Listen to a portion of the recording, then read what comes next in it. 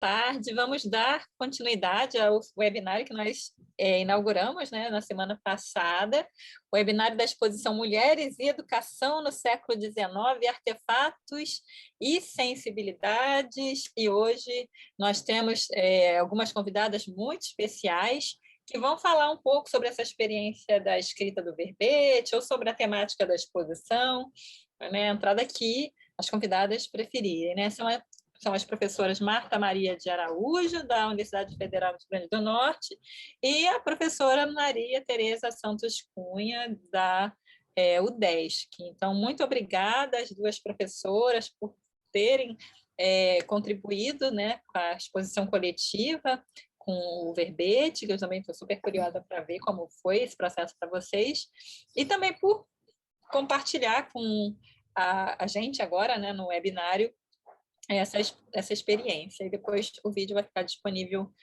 no YouTube. Então, eu convido a professora Marta Maria de Araújo para fazer a sua exposição sobre essa experiência. Obrigada, professora. Alessandra, eu gostaria de fazer uma declaração de amor também a Celia, e depois a Maria Tereza. E eu queria dizer a Celia que eu li a tese dela e quem me passou em mãos foi a Ana Valesca. Foi a Ana Valesca, 2 cópias, eram 2 exemplares, tá? Foi num congresso aqui no Brasil, não me lembro qual foi desses congressos.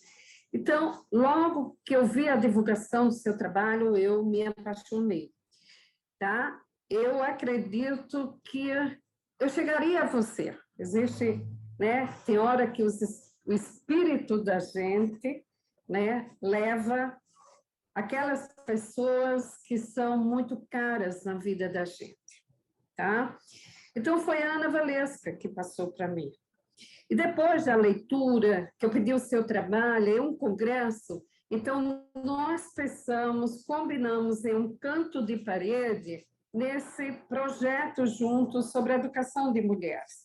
Também não me lembro onde foi esse congresso e esse canto de parede, mas foi no canto de parede. E Maria Tereza foi dos congressos de história da educação aqui no Uruguai, aqui em Natal, que ela teve algumas vezes também, a convite de Arisnet, em bancas, em seminários, tá? Então, dito isso, e a você, Alessandra, eu sou encantada com os seus desenhos que você bota no Facebook. Estou sentindo falta, tá? Então, é de uma criatividade, é de uma arte que eu sou encantada, né? Eu sou encantada. Bom, então eu queria me apresentar. Eu faço parte do grupo de pesquisa Educação de Mulheres no século XIX e XX, e esse projeto, esse grupo, tem eu e Celi lá como as autoras, as criadoras desse grupo. E, no momento, a gente está no segundo projeto de pesquisa desse grupo, né? Projeto coordenado por Celi, que é a pesquisa de mulheres e educação no século XIX e XX. Eu escolhi um objeto escolar para o meu verbete, que é o caderno escolar. E a Alessandra pediu para que a gente relatasse a experiência de escrever esse verbete, tá? Então, quando eu pensei o caderno escolar, me afastando um pouco do conjunto, né? Eu já escrevi para o livro de Cadernos à Vista, de Ana Cristina, tá? Mas eu quis pensar. Vocês estão vendo? Estão compartilhando? Sim, nós vemos muito bem. Sim. Quando quiser que eu mude, é só pedir, tá? Tá certo. Então, eu pensei escrever sobre esse objeto, né, esse verbete sobre o território do caderno escolar, tendo como base, como território, a educação no Rio Grande do Norte. Tá? Então, eu situei, pesquisei o caderno a partir da sua distribuição aqui no território do Rio Grande do Norte. Então, eu começo afirmando que a difusão da escolarização primária, no meados do século... Sally, bota ela um pouquinho mais para a esquerda.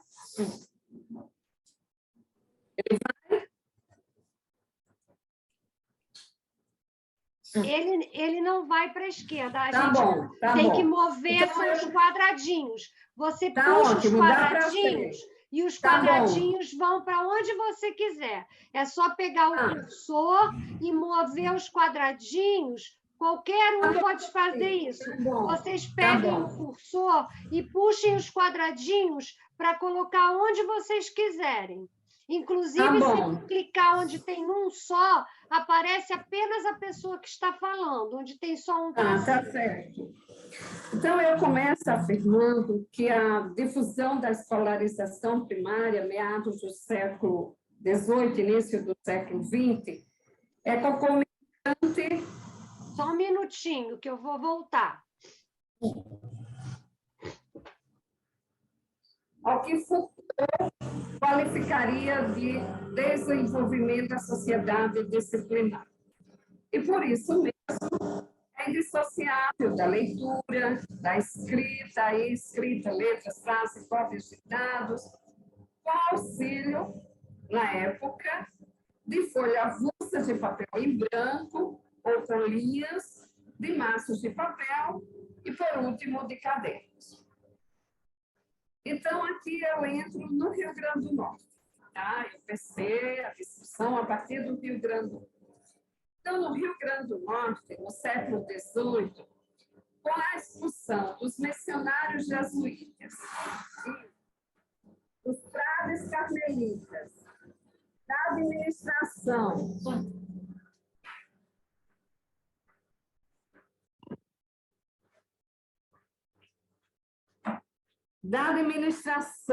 dos aldeamentos indígenas, eu quero esclarecer para os alunos, os nossos alunos, que aldeamentos é diferente de aldeias. Aldeamento onde se aldeava os índios capturados, presos, e esses aldeamentos eram sempre administrados por um padre jesuíta, por um frade carmelita aqui no Rio Grande do Norte. Tá? Então, tinha esses três importantes aldeamentos aqui no Rio Grande do Norte: Guajiru, Guaraíras e Igramació. Então, com a expulsão, esses aldeamentos foram levados a vilas, as chamadas vilas de índios, entre 1760 e 1762, e já foi criada as primeiras escolas regidas por professores. O próximo, Celi.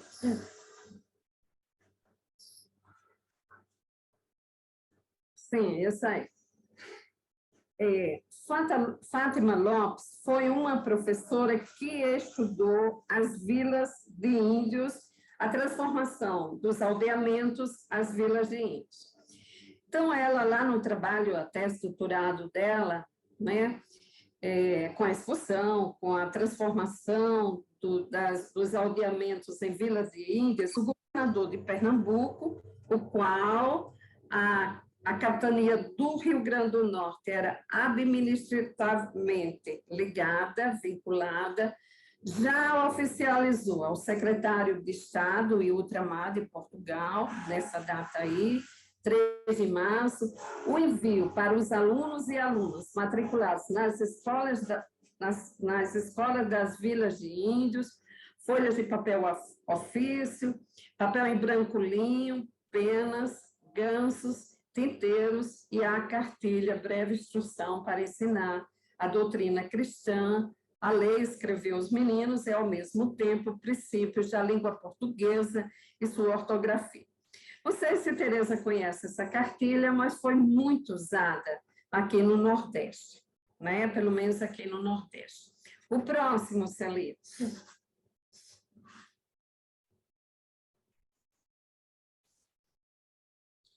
Bom, então, na experiência de escrever esse verbete, eu já passo para o regime imperial aqui no Rio Grande do Norte.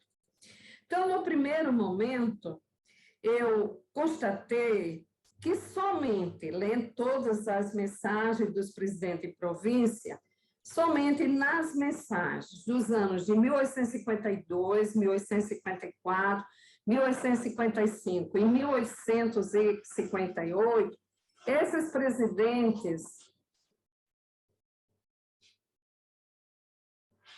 próximo, Celi.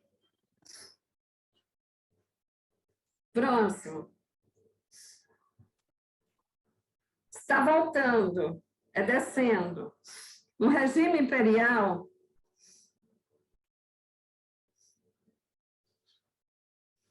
sim. Então, somente os presidentes dessa época iriam mencionar a destinação de recursos dos cofres públicos para a compra de massa e papel, de penas, tinteiros, abecedários, cartilhas e livros escolares. E era comum essa expressão, em favor do ensino elementar simultâneo, veja, para a leitura com a escrita, para a leitura com a aritmética e para a leitura com a gramática. Em 1860, 400 exemplares do livro Íris Clássico, vocês devem conhecer ou já ouviram falar, da autoria do filólogo português José de Castilho, foram adquiridos para instruir as mestras e os mestres no ensino dos seus discípulos, de leitura, da escrita e na realização de exercícios da língua portuguesa. Próximo, Salê. Pronto. Para esses presidentes, aqui é uma síntese que eu faço, para esses presidentes da província do Rio Grande do Norte, tais objetos escolares, vinham a ser, isso é muito repetido, era muito bonito o que eles diziam.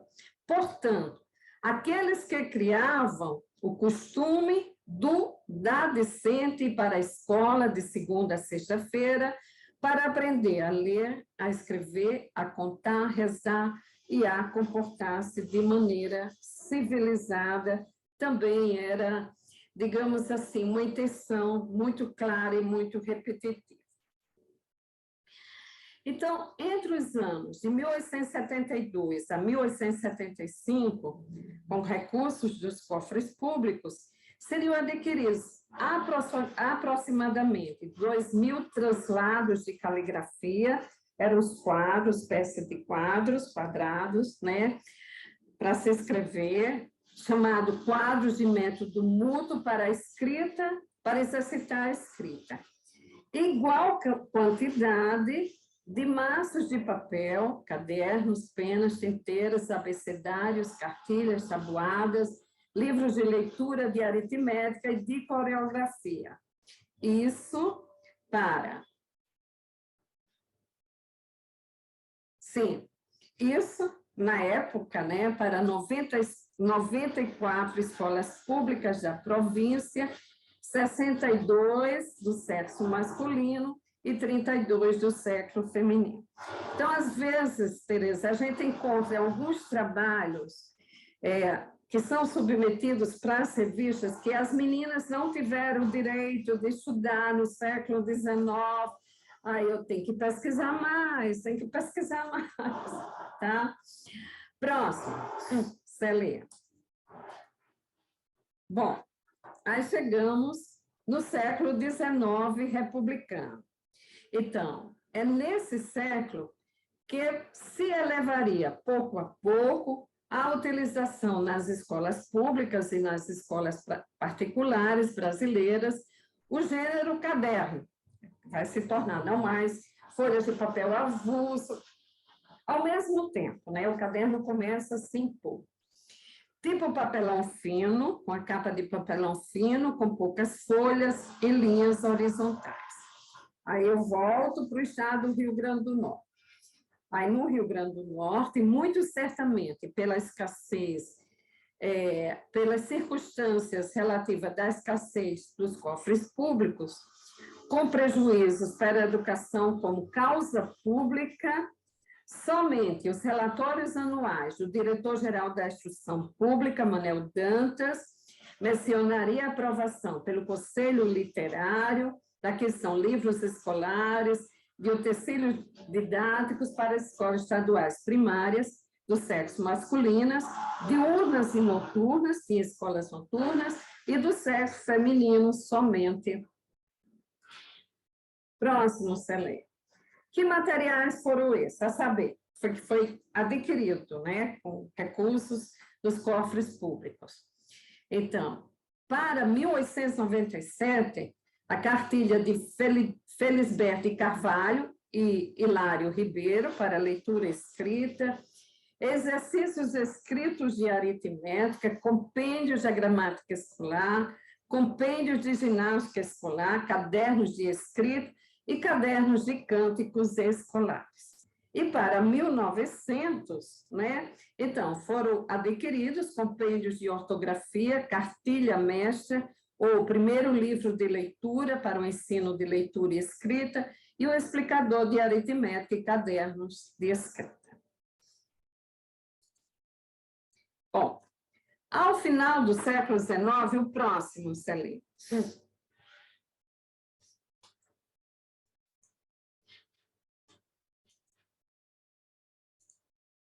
Aqui já estou terminando. Alessandra, seus 15 minutos. Ao final Esse do não século... é o próximo? Esse é o próximo. Deixa eu ver. O anterior era esse, cadernos de escrita. Esse é o próximo. A saber, aí o próximo. Desculpe, é que esse computador, ele não me obedece. Ele, quando encosto nele, só de eu olhar para ele, ele está mudando o slide. Ele agora resolveu mudar o slide por telepatia. Ele está uma coisa louca. Sim, a difusão da escolarização primária no Rio Grande do Norte, no século XIX, regime imperial e XX, por contingência de um deficitário sistema de ensino, apenas à luz de algumas doutrinas pedagógicas, estava minimamente associada a uma precária uniformidade do aprendizado do docente mediante a leitura, haja visto os maços de papel, translados de caligrafia, cadernos abecedários, livros e compêndios, concomitantemente com os exercícios de ortografia, da gramática e da escrita escolar em geral. Último slide.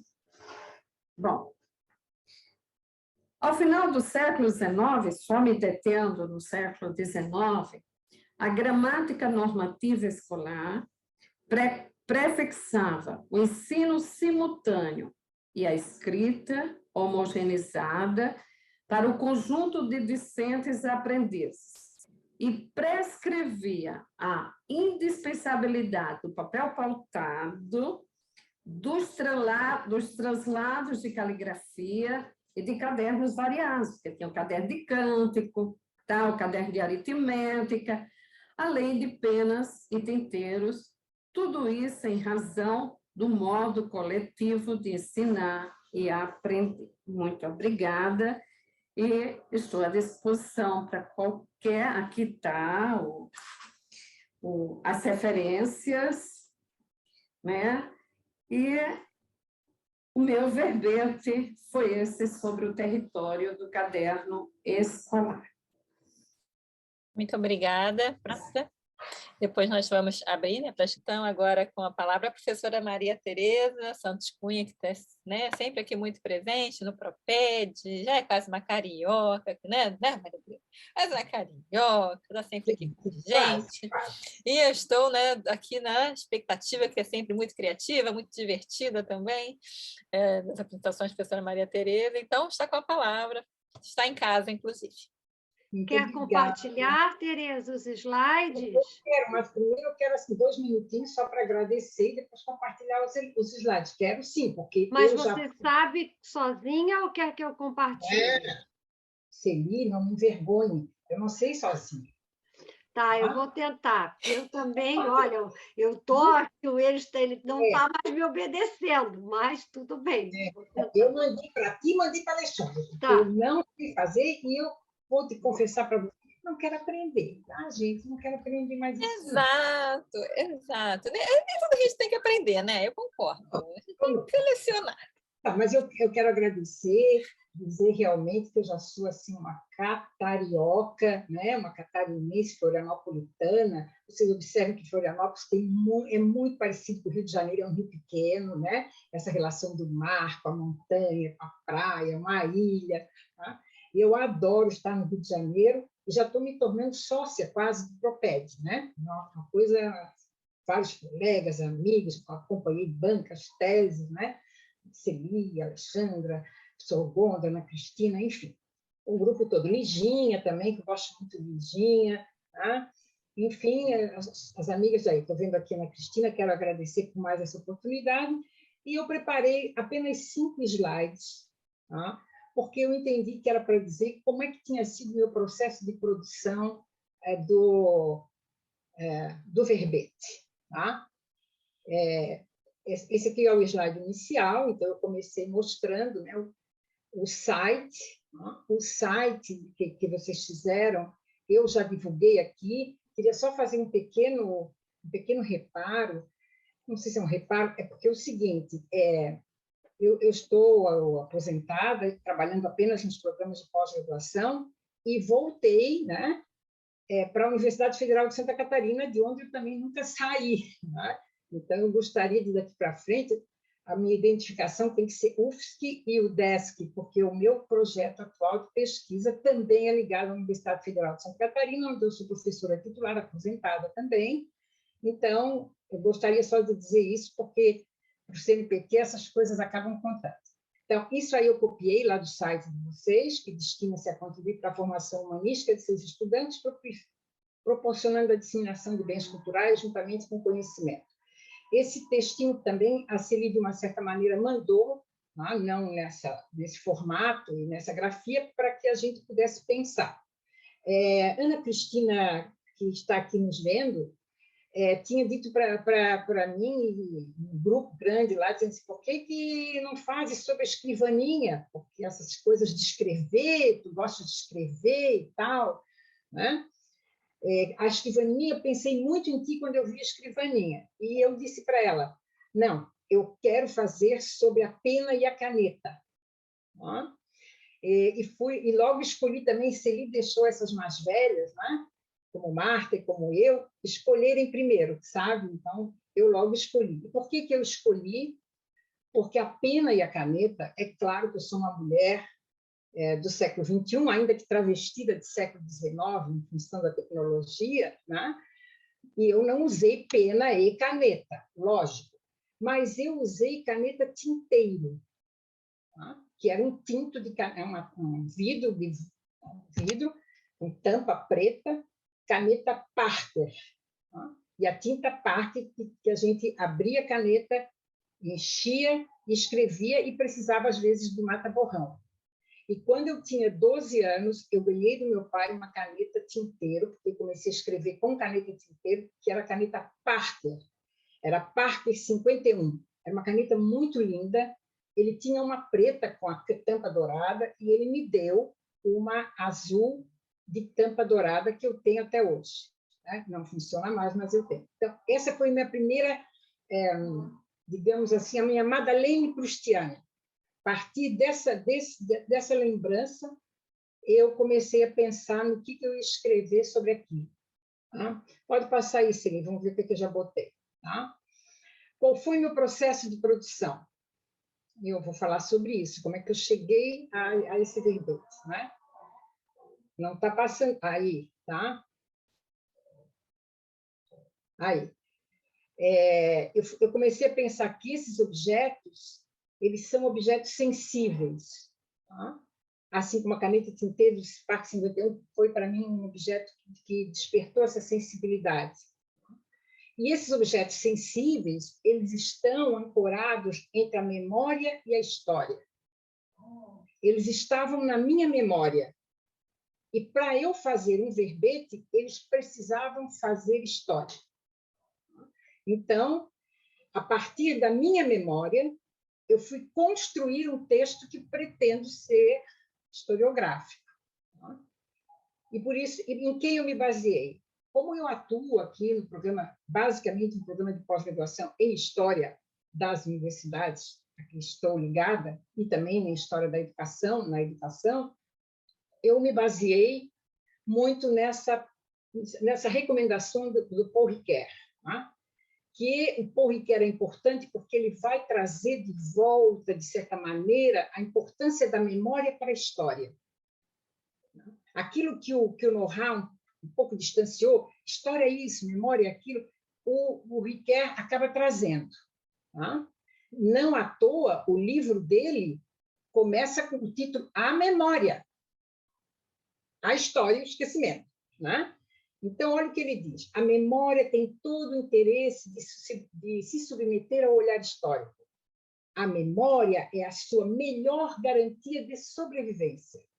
Por isso, nos faz partilhar, por conta disso, eu quero partilhar a bela expressão de Paul Ricoeur, a pequena felicidade do reconhecimento. Então, essa frase ficou na minha cabeça para eu escrever o meu verbete. Eu já tinha tido uma experiência de escrever um verbete. Vou dizer para vocês que eu já tinha tido essa experiência a convite do professor Eliseu, da UNEB, e também incentivada, na época, pela professora Ana Cristina Mignot, aqui do Proped também. Então, eu tinha, mas era um verbete maior, e ele pediu um pouco menor. Então, eu coloquei no meu horizonte de expectativa essa expressão, a pequena felicidade do reconhecimento. E qual foi essa pequena felicidade? Foi a caneta e o tinteiro. Pode passar, Sérgio.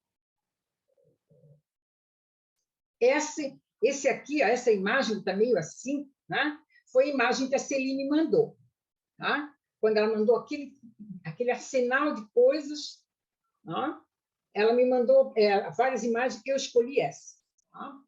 E o meu processo de criação, como é que é o meu processo de criação? Eu acho que é um pouco isso que vocês também queriam, haja vista os nossos alunos, nossos colegas aqui, professores, né, do Rio de Janeiro, que eu amo tanto. Eu tenho que sempre ter um título. Eu não consigo escrever nada sem um título. Observem vocês que o verbete não tem título. O verbete não tem título. O título é o objeto. Mas eu tinha que ter um título. Aliás, eu mandei para a Celine dizendo: Celine, eu estou te mandando com título, mas eu sei que tu pode, não tem título. Porque se eu não tiver um título, eu não consigo escrever. Tá? Então, o título foi esse: Tinteiro e Caneta de Pena, Lugares de Encontro. Tá? Aí vamos ver como é que eu mexi isso aí para escrever. Pode passar. São 2 lugares de encontro, né? Bom, aí, para eu escrever também, eu tenho que ter motivações literárias. Eu recorro muito à literatura porque é uma segunda formação que eu tenho. Então, fiquei pensando onde que eu vou buscar inspiração, aí um pouco de inspiração mesmo. E eu estava lendo, eu ganhei já o ano passado, dos meus filhos, a coleção toda do Philip Roth, que é um norte-americano, que ganhou o prêmio Pulitzer e que escreve muito sobre a história dos Estados Unidos, sobre as questões, inclusive raciais nos Estados Unidos. Ele é bem importante com relação a isso, questões da diversidade e tal. Faleceu em 2016. É uma coleção da Companhia das Letras, são 4 volumes. E lá no volume que tem Casei com um comunista, primeiro livro, são 2 livros em cada volume. Tem esse que é A Marca Humana, tá? Foi editado pela Companhia das Letras, está todo lá no final a indicação. E tem um depoimento de uma mulher dos anos 30 que diz o seguinte: quando chego em casa da escola, ela, que é a mãe, ela se refere à mãe, ela repara se tem uma manchinha de tinta debaixo de uma das minhas unhas, porque eu enchi a caneta tinteiro. Então, a caneta tinteiro, aí deu um clique aí para o meu trabalho, tá? Porque a minha mãe também olhava para ver se eu escrevia direito, sem segurar muito na ponta lá, para não sair muita tinta, tá? E a outra inspiração, né, que agora veio, é que a professora Márcia Cabral da Silva, ela me convidou para uma banca de uma orientanda dela, que é a Carla Bispo de Azevedo, sobre o trabalho da Maria Eugênia Celso, que eu confessei publicamente que não sabia, nem que o Conde Afonso Celso tinha filha, né, quer dizer, aprendi aí com elas, e no meio, lá na página 62 desse exame de qualificação, tinha um poema também, né, da Maria Eugênia, que dizia que era a pena. Tá? Então, ela dizia: olho-a, pousada à beira do tinteiro, espiando o azul escuro dessa tinta. Ó, minha companheira predileta, eu não consigo ler o final ali. Entre meus dedos, entre meus dedos te prendeste assim. Então, essas questões, embora eu não tenha colocado essa epígrafe no meu texto, eu coloquei uma epígrafe do José de Alencar sobre a pena. Mas, para falar para vocês, assim, essas questões todas elas atuaram na minha vontade de escrever a partir desse reconhecimento desse objeto que me trouxe felicidade. E aí eu escrevi da seguinte forma. Pode passar, sim.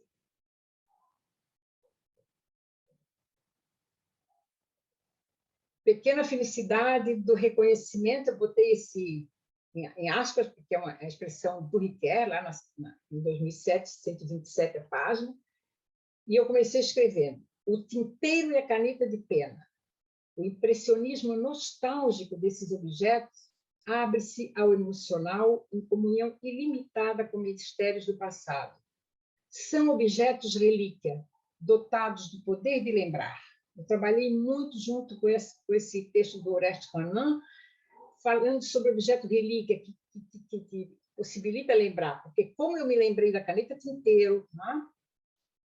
Eu tenho cadernos que meu pai escrevia com caneta tinteiro, com uma letrinha assim, exemplar, eu usei aí esse historiador da vida privada falando do poder de lembrar do objeto relíquia.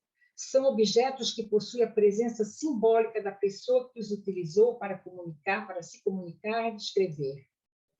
Carregam consigo, a pena e o tinteiro, marcas de uma história. Despertam lembranças capazes de levar uma viagem através do tempo. Capazes de fazer sentir saudades, pois são objetos tocados, vividos, não consigo ler se ele está muito lá embaixo.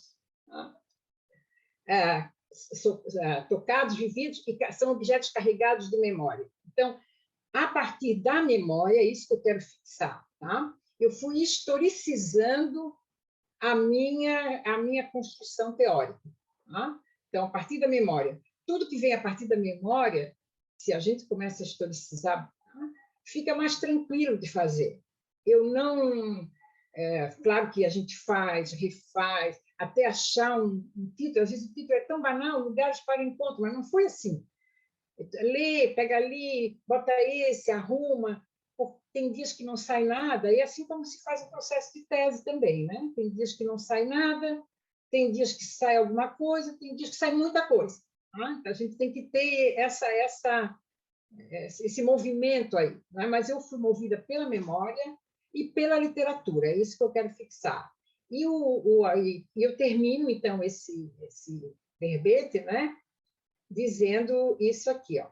Tinteiro e caneta de pena, aqui expostos, evocam a escrita, a ação da mão sobre o papel, responsáveis pelos gestos de escrever, para dar perenidade a fatos da vida, e para salvar do esquecimento e eternizar em folhas ideias e saberes. A escrita pereniza. Isso a gente aprende nas aulas de cultura escrita. A Alexandra, que foi aluna, esteve, inclusive, estive com ela também, Celi, com Castilho, que sempre dizia isso, o que é que dá perenidade é a escrita. A caneta de pena encontra e fertiliza, eu usei essa imagem figurada aqui, meio literária, né? Fertiliza seu lugar junto ao tempero para registrar por escrito fatos e saberes. Afinal, o que nos reuniu nessa exposição foi a decisão comum de escrevermos sobre estes objetos guardados, relicários suntuosos que, pelas minúcias, permitem enxergar pelo detalhe o que nos prende pelo conjunto. Tá? Minúcia, detalhe, conjunto. Foi assim que eu pensei o texto, foi assim que eu mandei para a Celi. Vamos só mostrar, Celi, onde é as minhas referências. Aqui a tese da qualificação da Maria Eugênia, a História e Memória, e a própria exposição, né, que eu revi, eu li todos os artigos, depois que Celi falou, Lorena escreveu lindamente, fui ler tudo, amei, não consigo dizer qual mais bonito, qual que me tocou mais, porque todos têm a marca do seu possuidor, né, daquele que escreveu. Então, botei todos aqui da exposição que propiciaram a mim, né, que moro numa ilha, gente, por ilha ninguém passa, ou chega ou sai, né? Então, vocês propiciaram que eu pudesse sair dessa ilha aqui, e, por último, lá, o Philip Roth, que é uma leitura que eu estou fazendo agora, com esse depoimento da professora. É isso, Alexandra e Celi, não sei se era assim que vocês queriam, mas era para falar sobre o meu processo de produção, foi assim. Com certa dor também, né? Escrever dói, sempre. Sim, bem legal. Era essa a proposta mesmo, professora. Então, eu pensei Sibila, Lorena e André. Tá bom?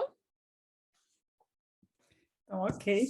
Então, vamos começar. Então, me chamo Sibila Lilinosa, sou aluna de doutorado do PROPED, sob orientação do professor José Gondra, sou docente da Universidade do Estado do Amazonas e bolsista também do CNPq. Bom, a escrita desse verbete foi um desafio inesperado e encantador, pois, por um reverso do destino, o objeto que acabou sendo convidado a participar da exposição foi considerado como uma peça sem uma história conhecida, mas que o acolhi por uma intuição que ele não poderia se perder em algum lugar abandonado. E, ao apresentá-lo à professora Maria Celi Vasconcelos, a mesma convidou para que participasse da exposição. Para que isso ocorresse, ele viajou 961 quilômetros, do distrito de Varpa, na cidade de Tupã, interior de São Paulo, até Petrópolis, no Rio de Janeiro, cidade que eu ainda não tive o privilégio de conhecer. Mas ele é um viajante migrante, percorreu da Alemanha ao Brasil, para Santa Catarina, mais de 100 anos atrás. Depois, até Nova Odessa, interior de São Paulo, onde me foi entregue em 2021. De lá, o encaminhei para Varpa, onde há uma colônia de letões. Este objeto é um álbum de família. Bom, o álbum de família guarda em suas páginas recordações de momentos especiais, lugares marcantes, registros para as próximas gerações. Para além disso, é uma forma de compreensão e ordenamento dos aspectos particulares e sociais da vida, um repositório de ideias, sentimentos e memórias. Também materializa a busca humana por dominar o tempo. Desculpa, tem um gatinho. Fazer-se presente historicamente em família e sociedade através da marcação da passagem por períodos de sua existência. O álbum de família está ligado à fotografia, porque a partir da segunda metade do século XIX, quando ela se tornou acessível ao público, surgiram os estúdios fotográficos, e esse foi muito interessante. Nele, as pessoas de quaisquer estratos sociais passaram a poder ser retratadas em ambientes e trajes ali disponibilizados. E nessa ocasião, mesmo as mulheres e homens mais simples, dos mais árduos labores diários, incorporavam as representações características de distinção socioeconômica, uma iconografia que ficou perpetuada através desses registros. Para as mulheres do século XIX, os objetos de pouco prestígio, especialmente aos olhos dos homens, como bibelôs, porta-joias, medalhões e caixas, tornaram-se os locais onde podiam esconder seus tesouros, geralmente miniaturas que possibilitavam vislumbre do ser amado. Com o surgimento dos álbuns de família, passou-se a guardar fotografias individuais, ou conforme define Michel Perrault, os herbários da lembrança. O álbum de família que foi apresentado é da marca Moritz Madler, uma empresa alemã famosa por produzir malas e outros produtos utilizados pela Casa Real da Saxônia no século XIX. Com o intuito de servir de objeto de decoração e de memória, era colocado em locais de muita visibilidade dentro das residências. O exemplar exposto pertenceu à família Klavinch, uma das primeiras a emigrar oficialmente da Letônia ao Brasil em 1891. Em seu interior, há fotos guardadas produzidas nos dois países. Algumas em estúdios, em cenários preparados, outros em ambientes e cômodos reais, mas todas com perceptível esforço de produção. Nele, há os retratos montados, os cartões de visita fotográficos, uma moda do século XIX, que contribuiu para o desenvolvimento do álbum de família, principalmente quando Napoleão III fez seu retrato no Disdery, em Paris, o maior estúdio fotográfico de sua época. Para os imigrantes, as fotografias permitem unir realidades distantes, que ali se encontram vinculadas por uma origem comum. O ato de serem fotografados é igualmente o da criação de memoriais, os quais permitirão a reminiscência de antigas lembranças e histórias. Tais transferências dos legados familiares também ocorrem por meio dos objetos, por herança, e seus receptores se tornam vetores da preservação de uma conexão com tempos e locais específicos. Os álbuns de família contêm mais do que fotografias dos familiares. Ali também figuram ilustrações de entes falecidos antes do desenvolvimento da técnica fotográfica, de membros da realeza e de celebridades, como artistas, escritores e filósofos. Eles abrigam não apenas as memórias, mas as preferências e gostos de quem a pertencem. Tornam-se uma maneira de deixar ao futuro uma marca da sua existência, de se manter vivaz na memória dos vivos. Entretanto, há críticas negativas à prática de fotografar e ao álbum de família. Questionamentos sobre o quanto é de fato necessário registrar instantes sobre os quais podem pesar possíveis arrependimentos futuros, por exemplo. Ou quanto às imagens guardadas em álbuns, como instantâneas e artificiais, que nunca poderiam retratar os aspectos mais profundos e sutis do caráter humano.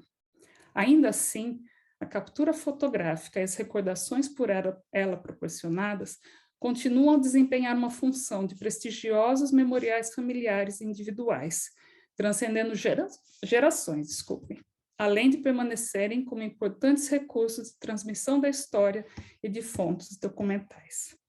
A escrita desse verbete e a participação nessa exposição proporcionou conhecer e valorizar os pequenos objetos do cotidiano, que representam mais do que somente utensílios ou enfeites. São carregados de significados, histórias e valores pessoais, alguns proporcionando momentos de alegria, outros causando tristeza, mas todos presentes e afetando as sensibilidades femininas, sejam educando, rememorando, repreendendo ou revolucionando.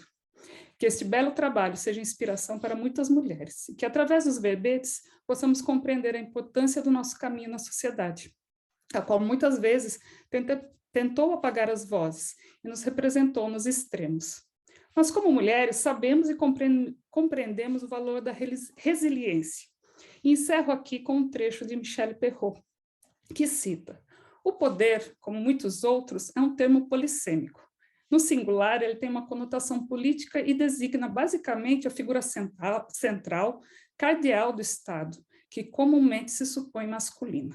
No plural, poderes, ele se estilhaça em fragmentos múltiplos, equivalente a influências difusas e periféricas, em que as mulheres têm sua grande parcela. Se elas não têm o poder, as mulheres têm, diz-se, poderes. No Ocidente contemporâneo, elas investem no privado, no familiar e mesmo no social, na sociedade civil. A análise de poder das mulheres também é um jogo de poder." Perrault, 2017, em A Mulher, o Poder e a História, no livro Os Excluídos da História, Operários, Mulheres e Poderes. Meus agradecimentos às professoras Maria Celi Chaves Vasconcelos, Alessandra Lima da Silva, pela primorosa coordenação, mas também a Ana Cristina Francisco pelo apoio, e a todos os demais curadores e autores dos verbetes. É uma exposição que representa com muito respeito e sensibilidade a presença feminina na educação. Obrigada. Obrigada, Sibila, pelo também, né, a objetividade da apresentação, isso mesmo. Então, vamos agora a Lorena, depois o André, e a gente abre para as questões. Fazer em blocos. Desculpa. Boa tarde a todos e a todas. Me ouvem bem? Sim? Tá ótimo. Então, primeiro eu queria agradecer, né, uma honra poder fazer parte desse webinário. Obrigada pelo espaço que me foi cedido para falar um pouquinho sobre esse processo de construção desse texto, né, do verbete. O meu objeto foi o livro Caixa, né, que parece um livro, tem páginas de um livro, mas não é um livro, né? Parece, mas não é. É um objeto em que mulheres guardavam coisas, né? Escondiam coisas que consideravam de valor, enfim. E aí, quando eu recebi essa tarefa, né, de escrever sobre o livro Caixa, eu me coloquei mais 2 desafios, assim. Eu já não era suficientemente difícil, né? Então, já me coloquei mais 2 desafios também. Tô brincando, tá, gente? Seriam os seguintes. Um deles, já que estamos falando sobre mulheres, né, já que estamos fazendo uma exposição em que a gente trata de educação em mulheres, sensibilidades, artefatos, eu também tentei buscar como aporte teórico mulheres. Então, fui lá na história da leitura e tentei ler mulheres para falar sobre, né, essa leitura de mulheres, esse uso de um objeto que parece um livro, mas que é usado para outro desígnio, né, outra função.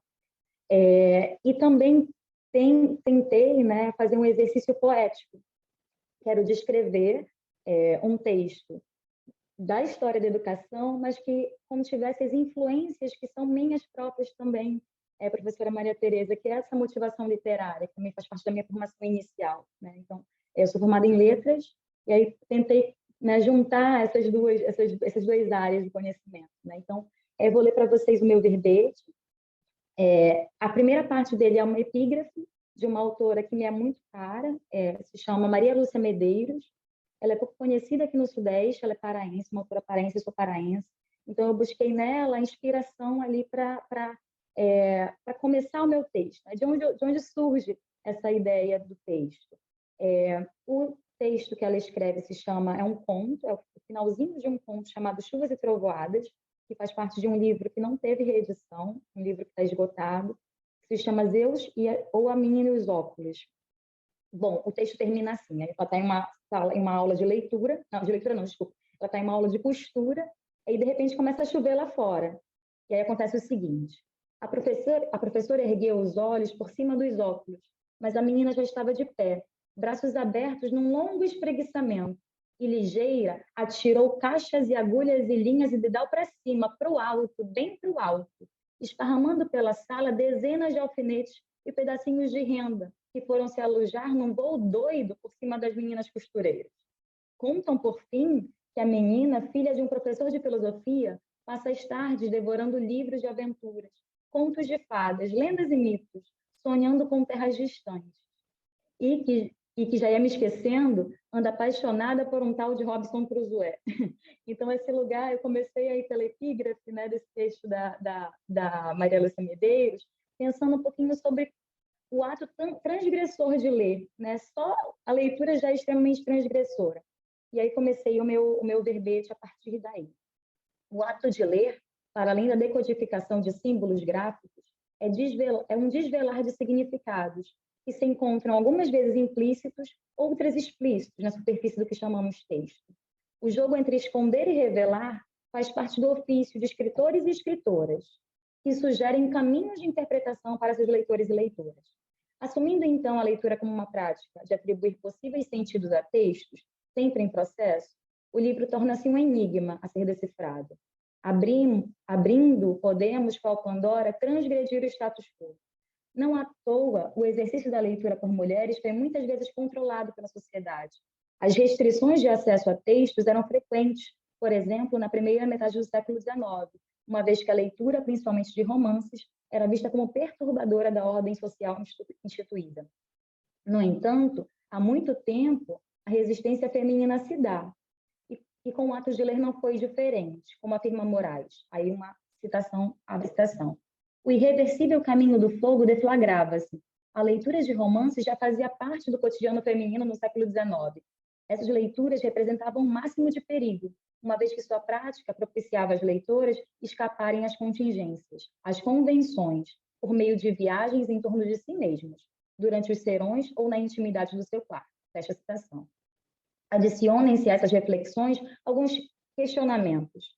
E se o objeto livro, para além de informações ou de narrativas transgressoras, pudesse guardar outros elementos de valor?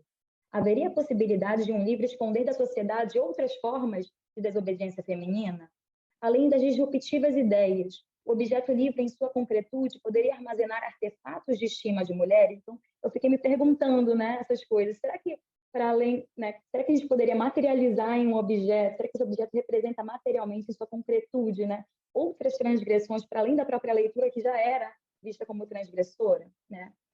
Em resposta a essas perguntas, o livro Caixa simula a aparência de um livro, mas é, na verdade, um repositório, onde mulheres depositavam objetos que desejavam proteger. Quem imaginaria que um exemplar eu vou testar um francês aqui, gente, me desculpem enfim. Histoire de Gil Blanc de Saint-Hillian, escrito por Lesage em edição publicada em 1771, pudesse conter mais do que um romance picaresco. O livro Caixa funcionava como um cofre. Eram variadas as possibilidades de objetos candidatos a permanecer no espaço existente após algumas páginas da obra. Cartas de amor, joias ou qualquer outro elemento que se considerasse valioso e que pudesse ficar oculto de olhos curiosos. Ao manuseá-lo, uma dupla transgressão se fazia, e a ávida leitora mergulhava na contemplação de outros saberes. A necessidade de escamotear conhecimentos e intenções funcionava como arma de subversão. Ao avaliar prefácios produzidos por mulheres no século XIX, Musa indica que a maioria escondeu nas flores e diamantes, encarando os homens com ingênuas pieguices, com trejeitos dependentes, porém não nos devem confundir, eram realmente artimanhas que ficam nas entrelinhas.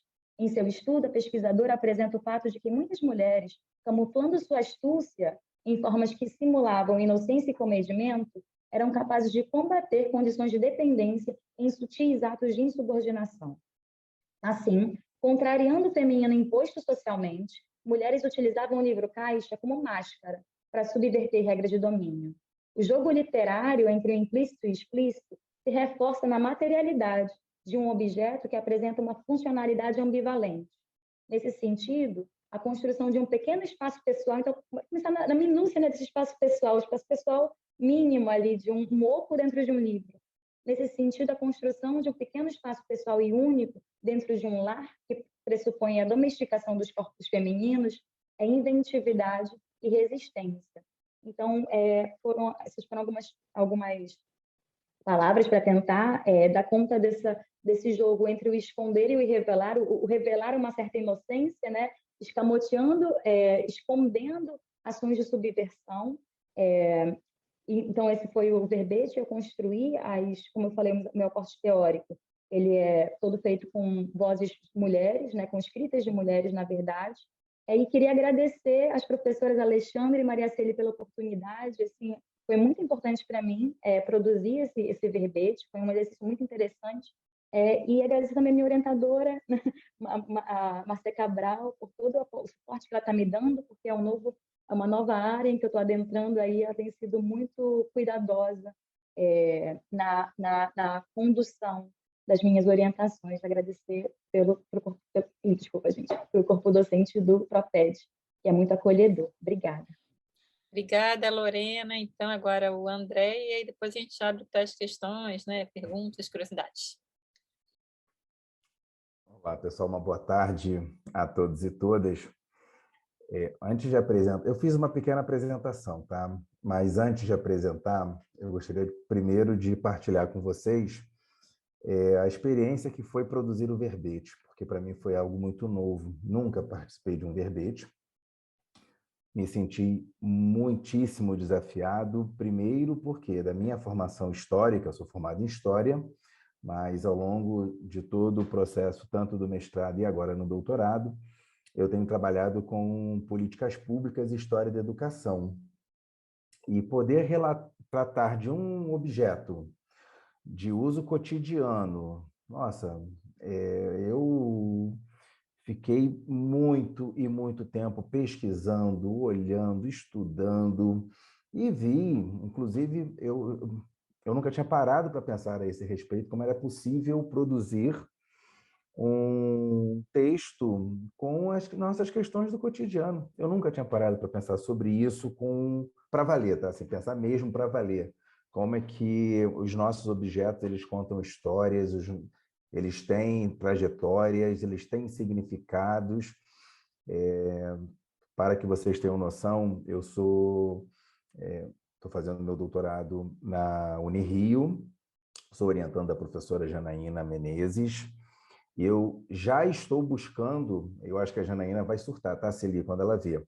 Mas no meu texto agora, para a qualificação, que eu faço agora a segunda qualificação, já tem alguns elementos que associam uma relação entre o tempo e o cotidiano, e aí eu dou uma passada, claro que muito singela, porque eu não posso muito me furtar do tempo, em relação ao papel do tempo, da dinâmica, tanto do biológico quanto das mudanças societárias, o uso do despertador, enfim, eu fiquei muito fascinado. Então, para mim, foi um enorme desafio.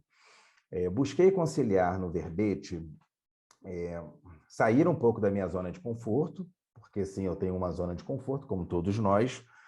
Então, me desafiei a escrever um pouco sobre essa questão do cotidiano, mas tentei, de certa forma, conciliar com a questão das políticas públicas e, para meu espanto e minha tristeza, inclusive, assim como as políticas educacionais que têm muita dificuldade de sua implementação, não é muito diferente com a água, tá? Porque o meu objeto de verbete foi a talha, que, inclusive, não apresentávamos como nome talha, falávamos como filtro, e foi um aprendizado ver que não era filtro, era talha, e foi muita descobertas, tá, gente?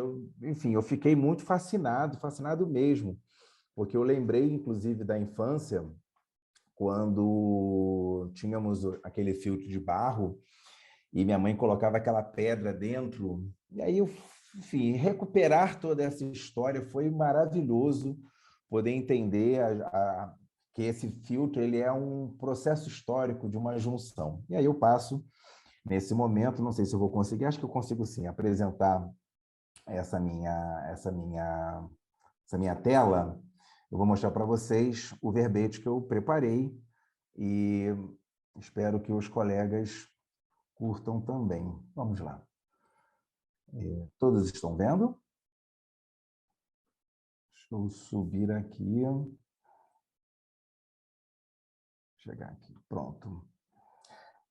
O meu objeto é a talha, e aí, enquanto talha,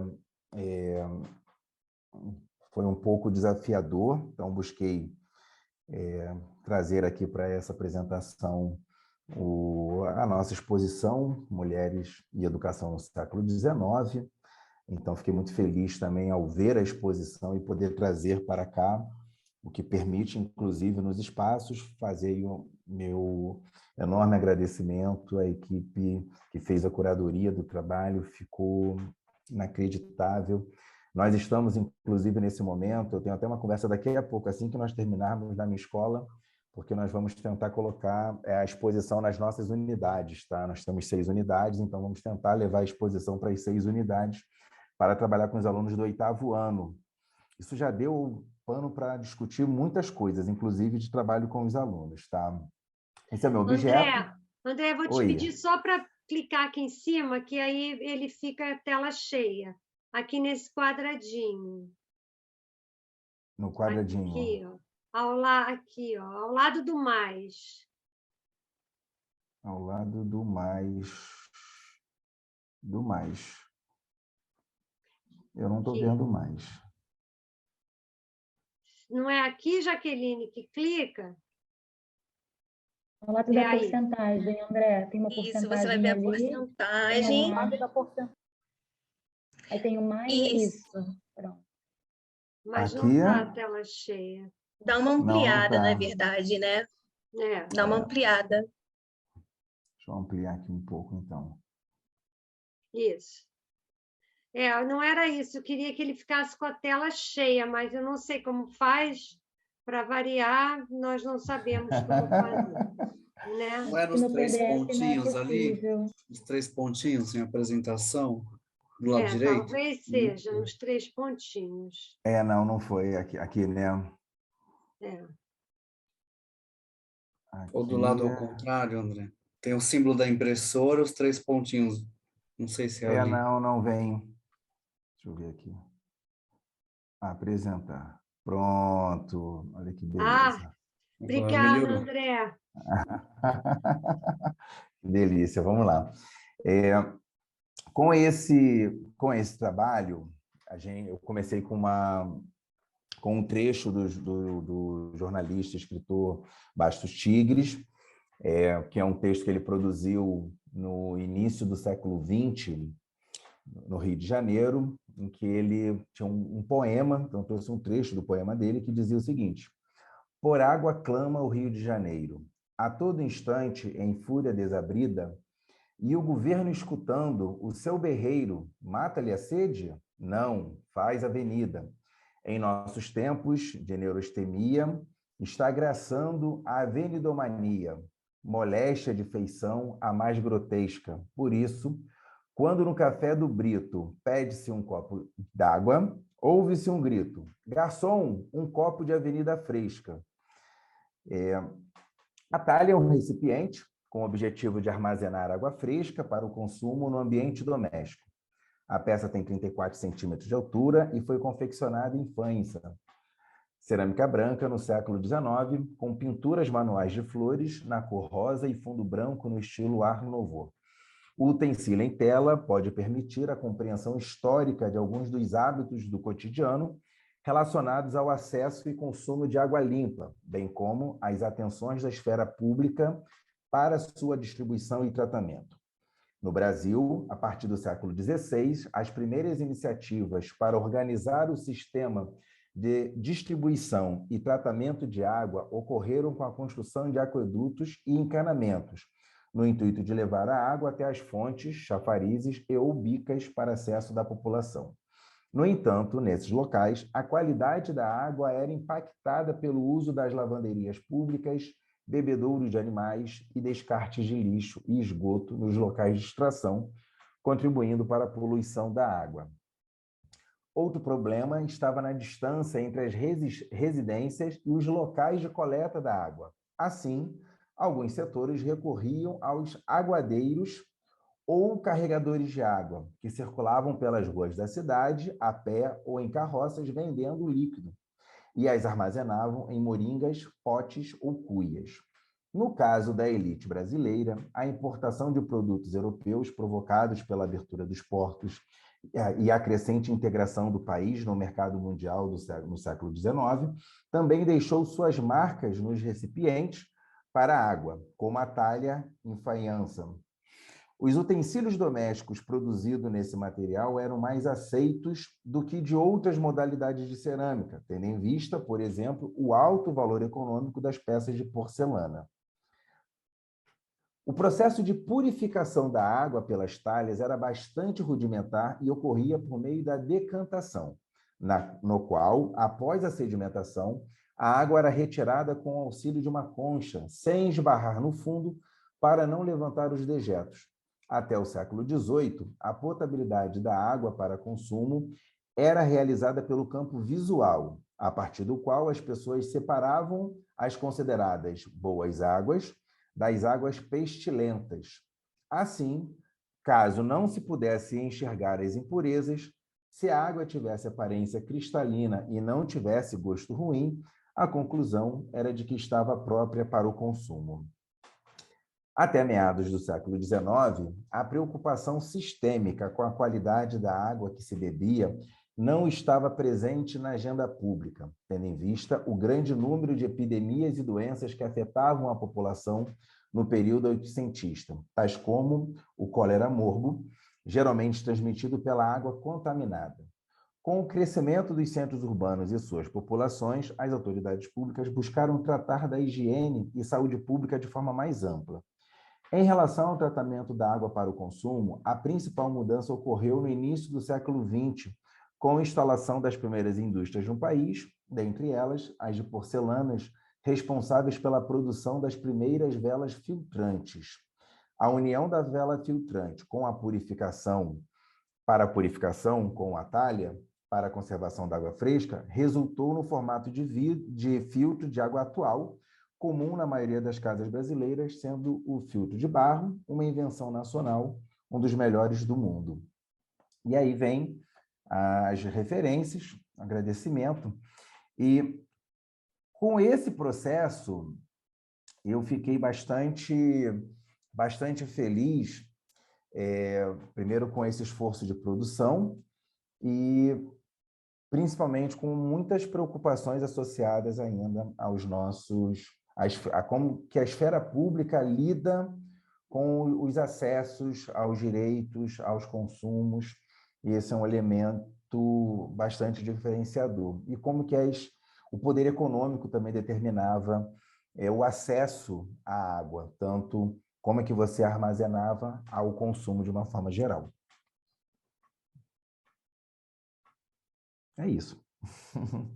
É interessante, André, esse recorte que você fez, pensando, né, essa questão das classes também, né, das desigualdades, né? Então, foi bem interessante aí a relação que você fez também com o partido presente, e aí, né, fazendo as suas análises, como que realmente, né, uma questão tão fundamental acaba sendo também transformada em privilégio, né? Então, bem interessante a sua análise. Então, temos agora, né, quem tiver questões para fazer para André, Sibila e Lorena, pode levantar a mão e aí a gente vai seguindo a ordem das inscrições. Mas parabéns para todo mundo que fez, né, mas principalmente quem esteve aqui, né, a disponibilidade de apresentar, né, seus verbetes, ficaram bem legais, sim. Né, Tereza, como você estava aí curiosa para ver, né, eles fizeram direitinho, né? Eu adorei. E assim, ó, veja que todos eles, tanto André quanto Lorena, quanto Sibila, eles também recorreram à literatura. Sim, sim. Tá? Recorreram à literatura. Veja só, Bastos Tigre, um cronista maravilhoso do Rio de Janeiro, tá? Que ali a edição é de agora, mas ele é do 19, né, André? Então, assim, com a literatura, né, ajuda, abre espaço, né, para a gente decantar essas memórias. Muito lindo. Valeu a minha tarde. Eu tinha previsto, desculpa dizer, eu tinha previsto assim, vou lá, vou falar com Celi, com a Alexandra, que eu amo, e vou sair, porque amanhã eu tenho uma tese, que eu ainda não acabei de fazer o parecer. Vou sair. Não consegui sair. Olha só, estou aqui. E vou ficar. Que bom! Valeu, achei o máximo. Adorei essa gurizada jovem aí, bombando. Nem tudo está perdido, Vem esperança aí. Verdade, com certeza. Como diz, né, a música acredita na rapaziada. Né? Celi, gostaria de comentar algo?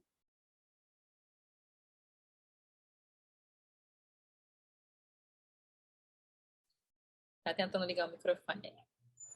Ok? Bem, eu sou suspeita para falar, mas queria dizer que sou suspeita porque eu, desde que vocês fizeram os verbetes e apresentaram na sala, eu já era fã incondicional dos 3 que foram lidos aqui e de todos, de maneira geral. Eu já coloquei isso no documentário que a gente fez, que acho que os nossos alunos, eles nos superaram as nossas expectativas, nossos alunos e alunas, os estudantes da pós-graduação, de maneira geral, que fazem parte dessa disciplina, superaram qualquer expectativa que nós tínhamos em relação aos verbetes. Pelo pouco tempo que tiveram para escrever, nós decidimos dividir as peças restantes, também porque a escolha não era uma escolha que houvesse muitas peças ainda, para que se pudesse ter um tempo para pesquisa e escolha, e também pela qualidade do trabalho, que não se diferencia em nada de pesquisadores que já têm uma expertise muito grande nesse fazer, inclusive de experiência com verbetes. Então, Sibila, Lorena, André, mais Alejandro, Dante, Jaqueline, Jussiele, Marilyn, o Walter, a Natália, a Isabela, a Mônica, a Dayana, a Marta, e todos os que não estão aqui na sala, mas que participaram da exposição, fizeram verbetes que estão lá e que demonstram a qualidade desse trabalho, que, como a professora Cláudia Alves ressaltou no nosso webinário anterior, é um trabalho para ser imitado, eu gostei muito disso. É um trabalho... Imitado não, inspirar. Inspirado, inspirado. Essa palavra inspirado, essa palavra inspirado, né, Ale? Ela é uma palavra mais bonita para quando as pessoas usam também essa inspiração quase com bastante semelhança a partir da criatividade de outras. Mas que seja assim, não é que seja inspirado, e que, de fato, a gente tenha dado essa inspiração para que outros venham em outras áreas e que muitos outros trabalhos sejam feitos com essa inspiração, né? Que não sejam nem exposições sobre mulheres, mas que também não sejam dessa maneira, mas que seja apenas uma tendência a ser copiada, no sentido de que é possível fazer dos meios online algo que pode se levar conhecimento e levar sentido de presença de objetos,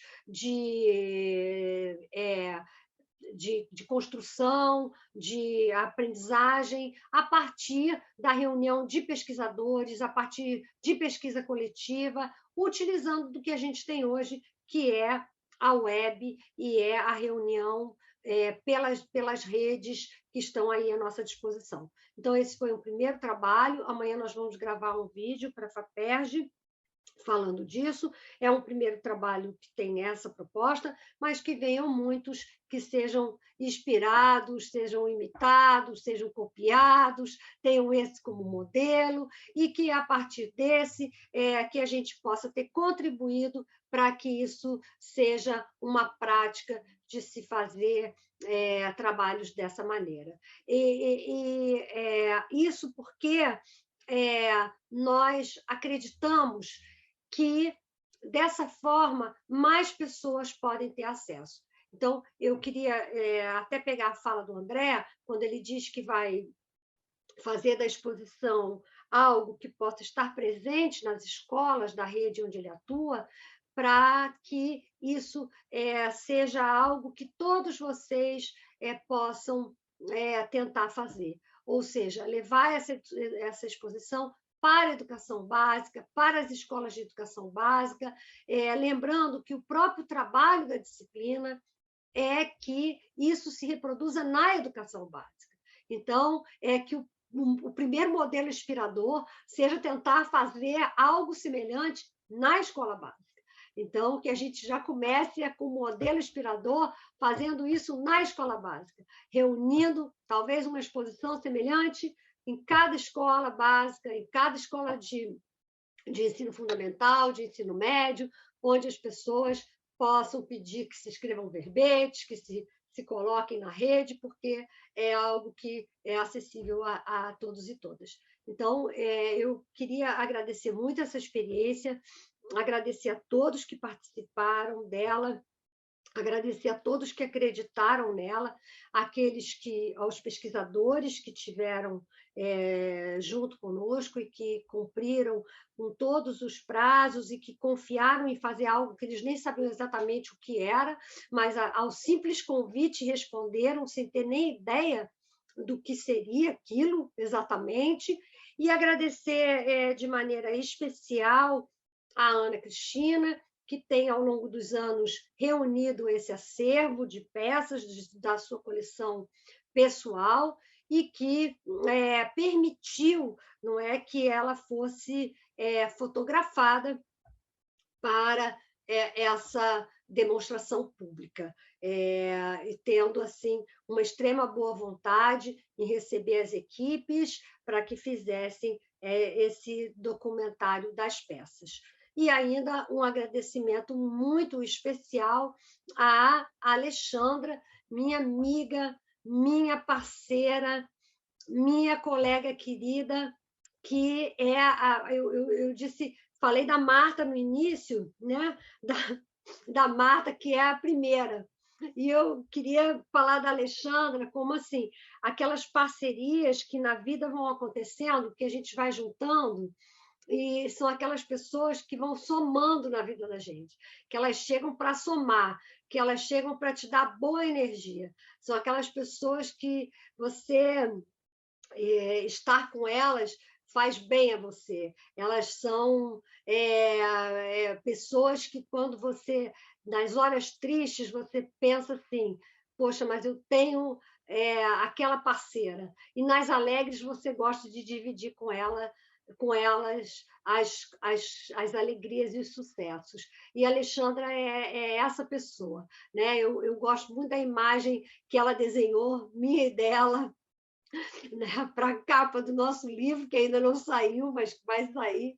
Mas aquela é uma imagem que eu vou fazer um quadro, vou colocar, porque somos nós duas descritas por ela, e ela é minha parceira, que trabalha comigo, e a gente trabalha assim, numa relação muito boa, onde a gente tem muito amor uma pela outra, sem competir, sem disputar, o que é tão difícil na academia. E acho que eu quero dizer isso nessa disciplina, porque talvez por essa nossa relação ser assim, essa disciplina que já está na sua 5ª edição, né, Ale? Tem produzido a cada edição um trabalho mais bonito que o outro. Já fizemos artigos, já fizemos dossiê, já fizemos livro, e agora fizemos a exposição. É porque uma colabora com a outra. E isso tem esse resultado bacana. Então, assim, muito obrigada a vocês todos, muito obrigada a quem participou da disciplina. A gente ainda vai franquear a palavra, mas queria dizer que o trabalho final, que vai culminar com esse projeto, nosso projeto da exposição, é levar isso para a escola básica, é relatar a presença da exposição, a presença dessa ideia, né, na escola básica, como isso vai ter ressonância na educação infantil, no ensino fundamental, no ensino médio, a partir dos projetos que vocês elaborarem e aí nos enviarem o relato de como isso terá sido feito, tá? Para entregar, como a exposição ela vai até o final de julho, nós, então, vamos estender, né, Ale, até o lançamento do catálogo. A exposição terá um catálogo que não é um catálogo de verbetes, é um catálogo virtual, é o primeiro catálogo. Nós vamos tentar elaborar um catálogo mais completo, mas esse primeiro catálogo é um catálogo apenas com algumas peças e um catálogo de imagens, é um catálogo em e-book, não é impresso, e esse catálogo ele vai ser lançado no último dia da exposição, para que fique o registro da exposição, e ele será lançado no dia 27 de julho, coincidindo com o fechamento da mostra, e então, até esse dia, para que vocês possam aproveitar muito bem esse site, fazer com que ele seja o mais possível manuseado, visto, revisto nas escolas, nós vamos estender essa possibilidade até o dia 27. O dia de entrega vai ser, então, o dia 30, para que vocês, até o dia 27, possam utilizar, e a entrega fica 30 de julho. É isso, minha gente. Muito obrigada. 30 de junho ou julho? Julho, porque o catálogo é 27 de julho. Então, Muito obrigada, Celi. Eu faço também, né, totalmente reciprocidade. Você usou a palavra reciprocidade no início. Eu super gosto de trabalhar com você. A gente é muito diferente, mas a gente meio que se complementa, né? Astrologicamente, a gente combina que é Gêmeos e Libra, então, né, tem a coisa do ar, a gente vive viajando assim nas ideias. Mas é muito bom. E eu fico feliz de a gente ter produtos, né? A gente tem uma disciplina que a gente divide. Nesse caso, você veio mais do que eu nesse semestre. Eu peguei só no final. E a gente sempre faz produtos legais, né? Eu acho que as turmas gostam, né? É importante ter coisas materiais. E acho que o mais importante, você disse agora aqui, que é levar para a educação básica, né? Então, super promissor mesmo esse trabalho de poder levar todo esse material belíssimo, né? Aqueles cards ficaram bem legais, dá para fazer muita coisa em sala de aula com aqueles cards. E a criançada está muito ávida por novidades e né, muito criativa também. Então, acho que vão sair coisas bem legais daí, viu? Porque esse público também é bem surpreendente. Assim, eu praticamente vou todo dia em escola agora e as coisas que eles me retornam assim são bem inusitadas. Assim. Então, quem já está na educação básica sabe do que eu estou falando, né? Eu estava um pouco afastada, né, por conta de estar mais, né, no ensino superior e quando eu tenho contato com esse público é sempre muito revigorante também.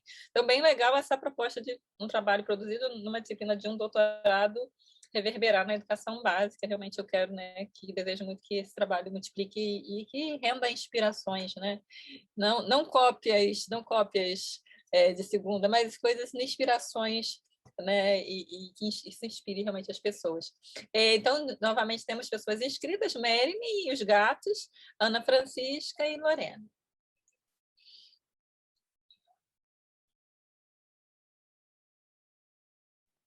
Estão me ouvindo? Cadê os gatos, Merine? Estão aqui, ó, na minha frente, os 5. Assim, como já foi ressaltado aqui, né, uma das habilidades principais para a construção de um verbete é o poder de síntese, né? Então, e nesse movimento, né, assim, o desafio entre selecionar, né, o que entra e o que vai ter que deixar de fora. Então, a minha pergunta vai ser meio que o oposto que eu fiz para a professora Maria Tereza, né, que para ela perguntei assim, o que ela achou de imprescindível que tinha que entrar. E essa pergunta serve para os 3, né, se tiveram essa situação, de o que com muita dificuldade tiveram que deixar de fora, mas que gostariam muito que tivesse entrado. Obrigada. Legal, Merine. Vamos, então, muitos de vocês podem responder, eu já passo para a Cristina e depois para a Lorena. Quem quer responder? A Merine. Acho que qualquer pessoa que fez também o verbete pode responder, mas diga, claro. André, acho que o André quer responder. Eu tive muita dificuldade, primeiro, para produzir a síntese do texto, porque corta daqui, corta de lá, repensa, para não perder o sentido, isso foi muito difícil. Senti muita dificuldade de fontes que tratassem sobre o tema e a partir disso, eu acho que muito do que a Lorena, que penso eu que teve um grau maior de dificuldade, porque ela produziu um texto assim, muito poético, assim, muito estruturado, muito encantador, inclusive. E eu tive muita dificuldade de encontrar fontes que falassem sobre talha, que falassem sobre filtro, assim, não via. Então, eu encontrei num trabalho de um engenheiro que tinha bastante coisas, mas eu vi que para a história, por exemplo, não parecia, pelo menos não fiz um estudo profundo sobre toda a produção historiográfica a respeito do tema, mas eu não vi muitas questões.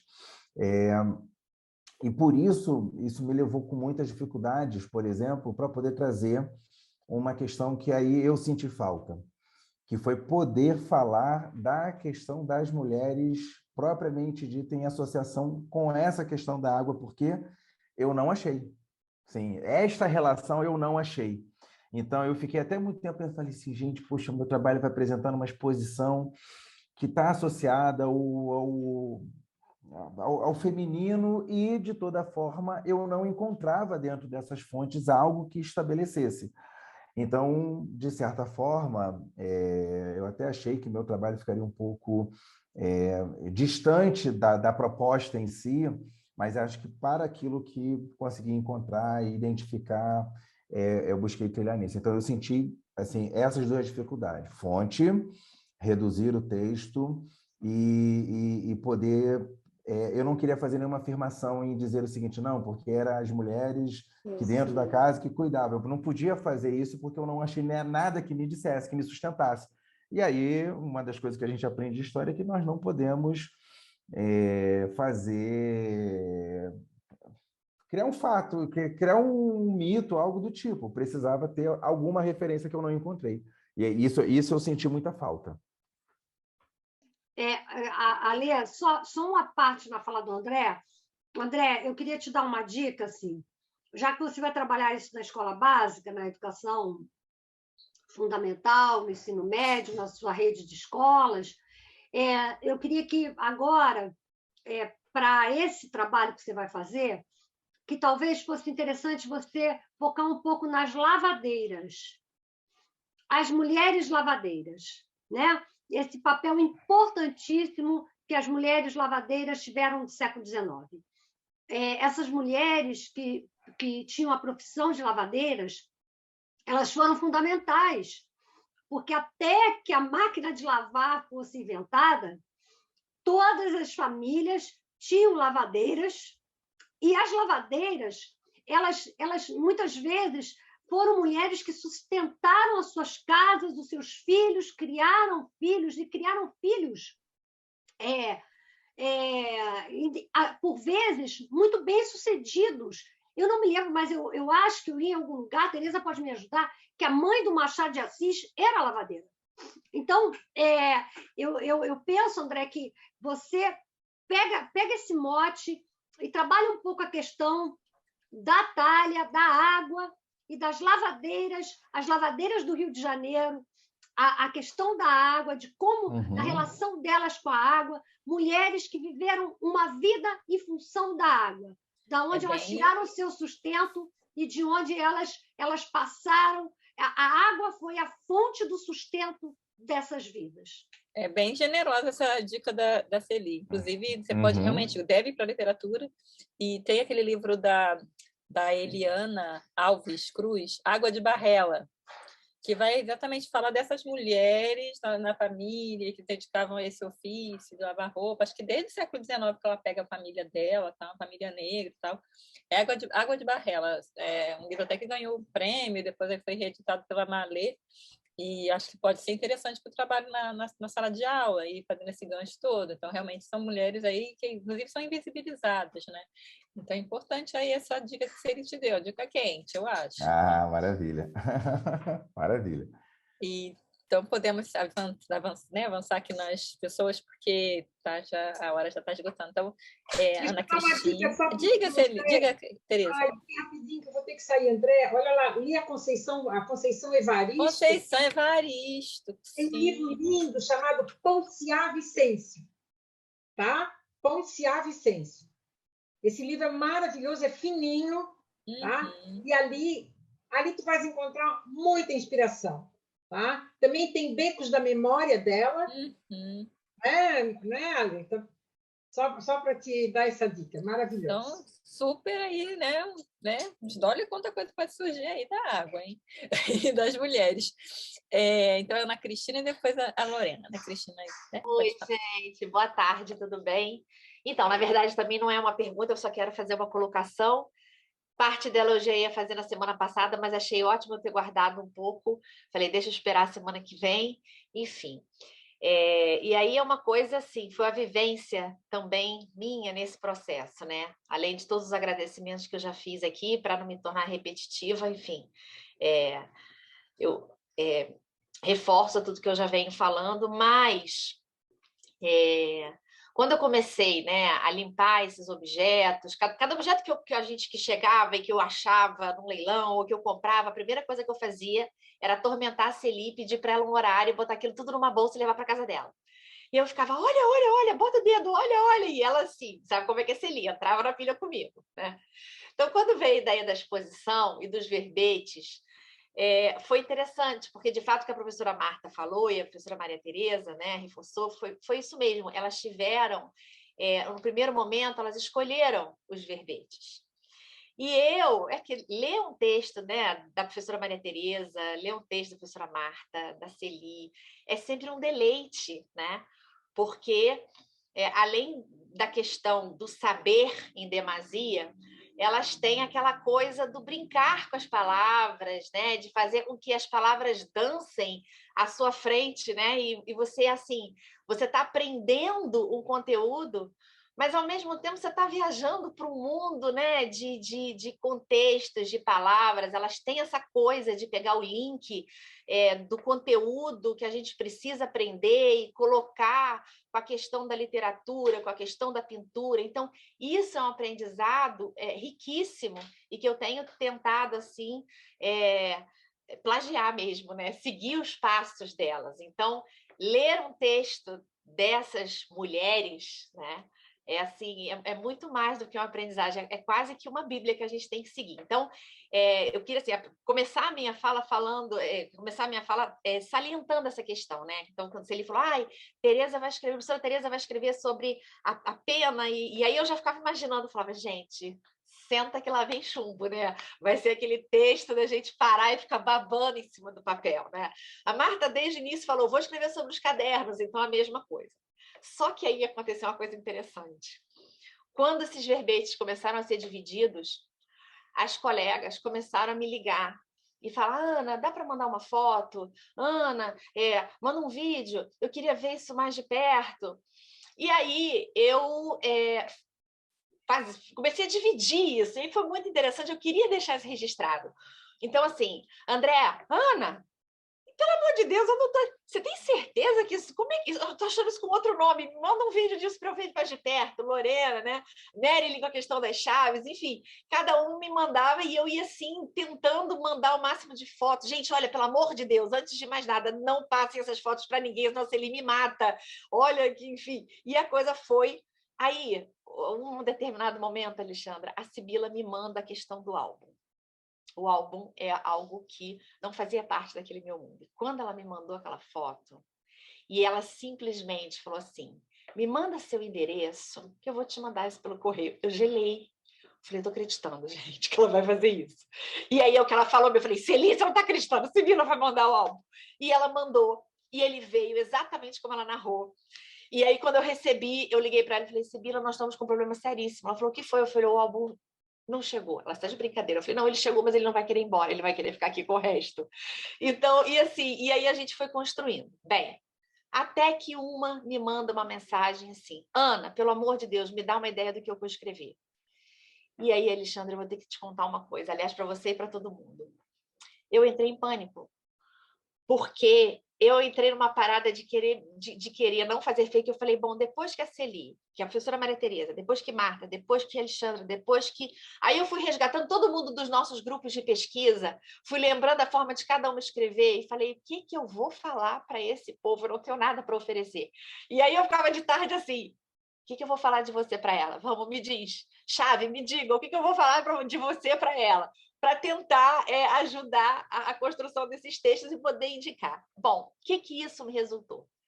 Semana passada, nas minhas turmas de Fundamental 2 e de ensino médio, eu pedi que os meus alunos entrassem na exposição com as famílias em casa, porque eu moro em Petrópolis, vocês sabem que isso me facilita muito, e pedi que eles passassem com as avós, com as tias, pelos objetos e vissem o que elas reconheciam como alguma coisa da casa, da família, que eles já tivessem visto e que eles iam dividir essa vivência comigo ontem.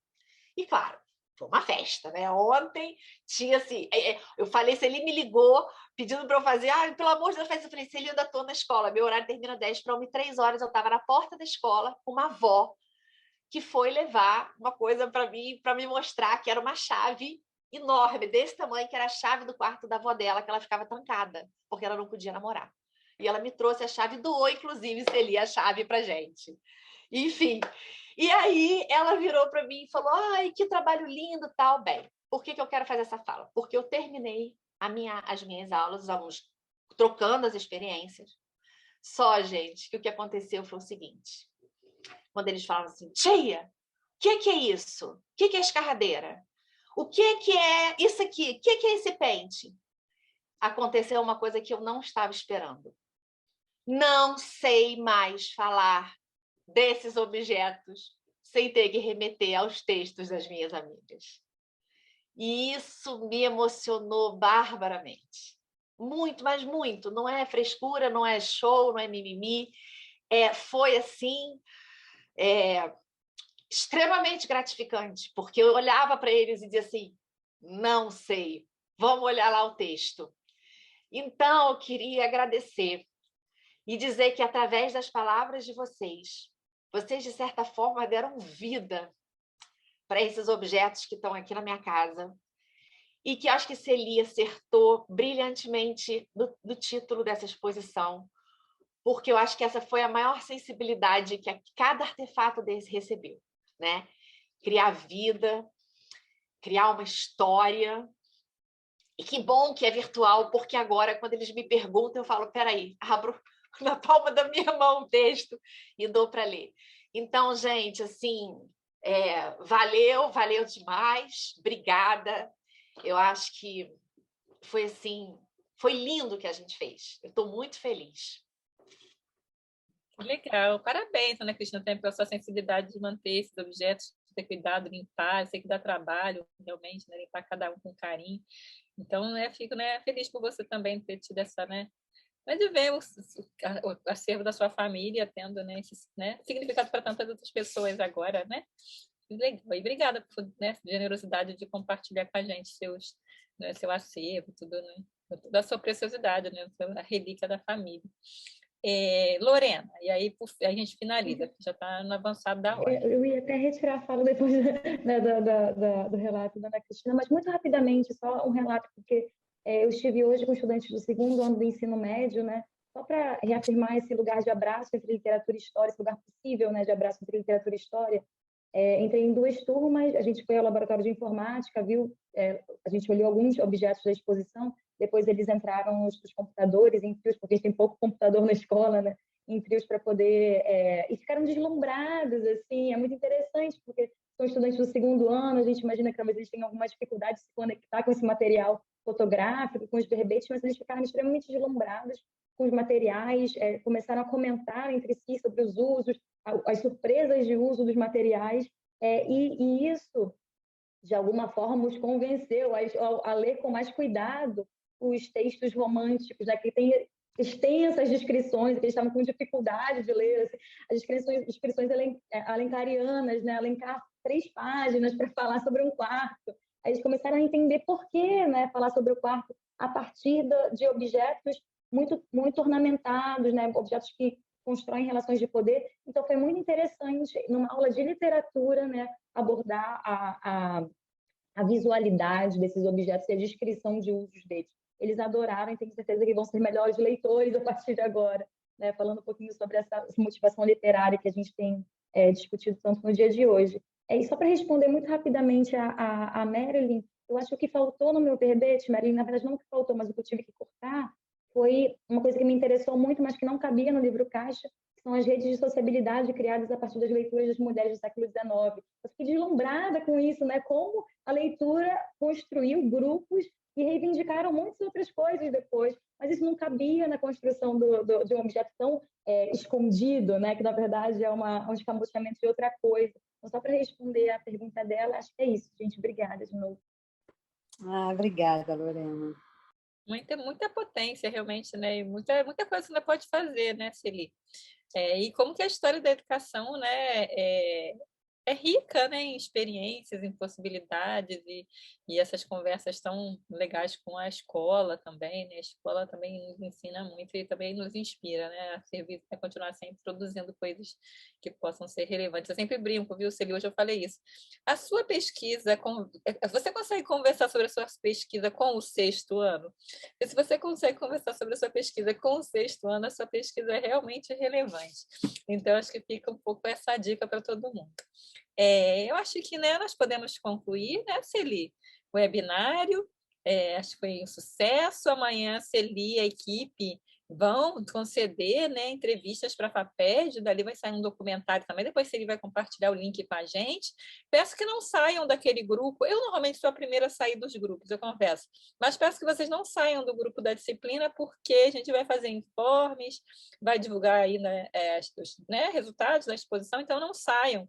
Não agora, só depois, né, que... A gente, na verdade, mantém os grupos dessa disciplina, porque sempre tem novidade.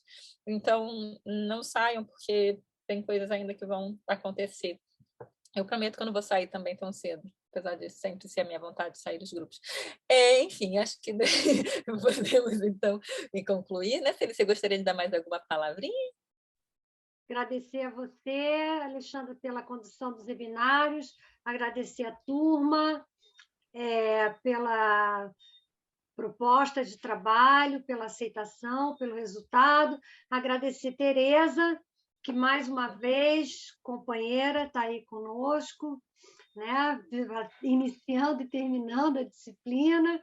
Agradecer a Ana Cristina, também nossa parceira de trabalho, parceira de todas as pesquisas que a gente realiza. Agradecer o Tiago, também, nosso bolsista Protec, parceiro também de todos os momentos. Agradecer a todos vocês e dizer que, mais uma vez, terminamos a disciplina com uma produção que eu acho que vai auxiliar outras pessoas e que vai contribuir com a história da educação. E esse só pode ser o objetivo de uma disciplina que se intitula Estudos Avançados de História da Educação 2. Então, muito obrigada e uma boa tarde para vocês. Nos encontramos em outros semestres, com certeza. Boas férias! Boas férias, gente, para todo mundo! Estamos de férias! Beijo! Tchau! Um beijo, pessoal. Um forte abraço. Tchau, tchau. Tchau.